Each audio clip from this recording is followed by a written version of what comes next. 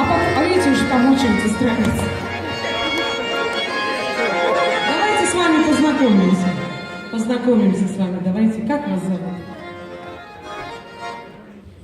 Меня зовут Хизматулла, я татарин. Моя мама родила 18 детей. Ой. Я рожден в 18-м. Из 18 3 раза родила двойняшек, я их не видел. Я рожден 1958 года. Я татарин по национальности. Родился в Тюменском районе, в Успенском сельском совете, деревня Чемплык. Живу в Каскаре. Вот на первом ряду сидит моя супруга.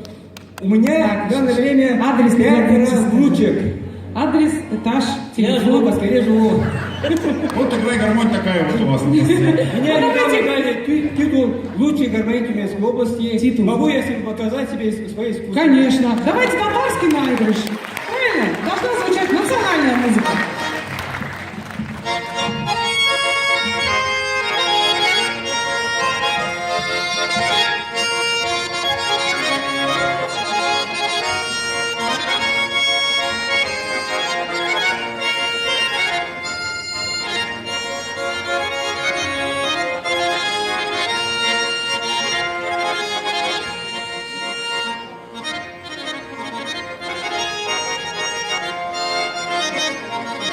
А веселый есть наигрыш?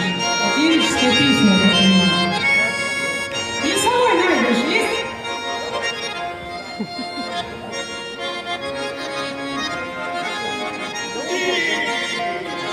Спасибо. О, пошла.